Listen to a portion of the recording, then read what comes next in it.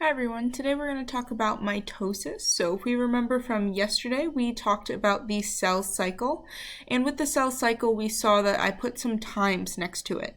So G1 was the longest phase, S was the next longest, G2 was the last longest, but if we take a look, mitosis is going to be the shortest phase that we're going to see here today.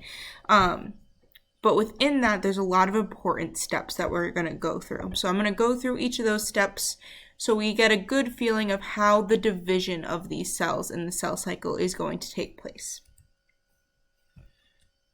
So our first phase here is going to be prophase.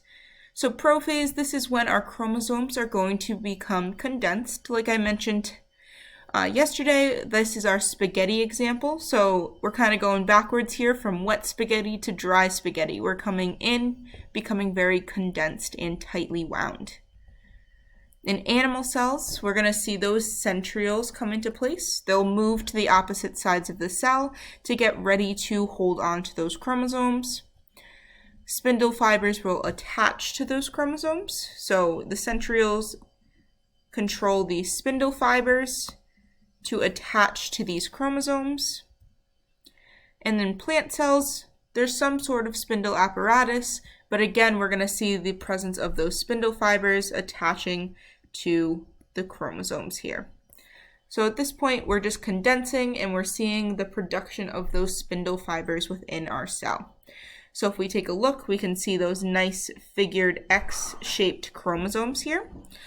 And we'll see those centrioles creating that spindle apparatus. So again, if we're looking at under a microscope, we can start to see a little bit more definition of those chromosomes inside the cell. Our next phase is going to be metaphase. So in metaphase, this is when our chromosomes are going to line up at the center of the cell, and this is going to be called, the place where they line up, the metaphase plate. So that is the center of the cell where all these chromosomes are going to line up. The spindle fibers are going to be attached to the chromosome at the centromere. Remember, that is the meeting of the center of our chromosome here. So again, here we can see all these chromosomes lined up right in the center of the cell along the metaphase plate.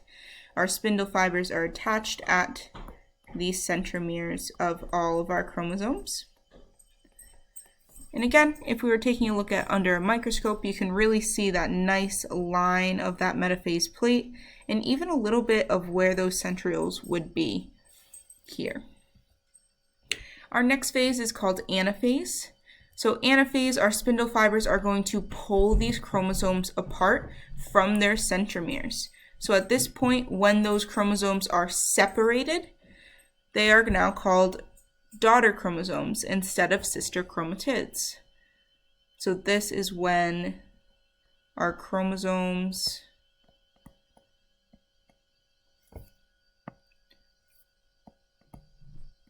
are separated.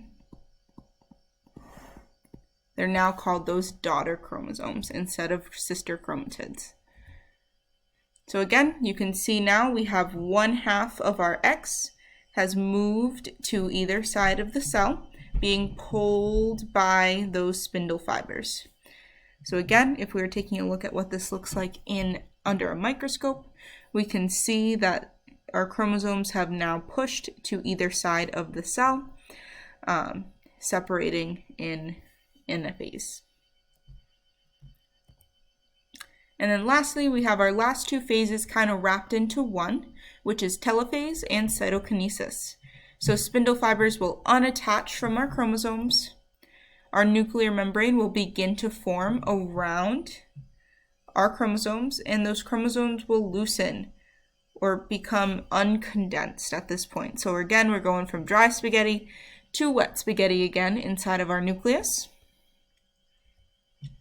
In an animal cell, we're going to see something called a cleavage furrow, and it's kind of just going to look like a pinching of our cells, something like that. So we're going to see a pinching on either side of our animal cells. And in plant cells, we're going to see a cell plate form. So again, our plant cells have a more rectangular shape to them, and we're going to see a little formation of a cell plate. That's what we're looking for here. So right here, here's our cleavage furrow, and this is our cell plate. So again, you can see that nuclear membrane starting to build up here, loosened chromosomes, and again, that pinching in of our cells, or that cell plate being formed in our plant cells. So again, we can see that pinching in, similar to what we saw with our bacteria cell in binary fission. Pinching in to separate those two cells, same thing here with our cell plate. So it's another difference that you can think of when you think of animal versus plant cells. So again, they have different organelles, and they also have different ways to finish up our cell cycle. So in summary, this occurs in body cells. So this is pretty much all cells except sex cells.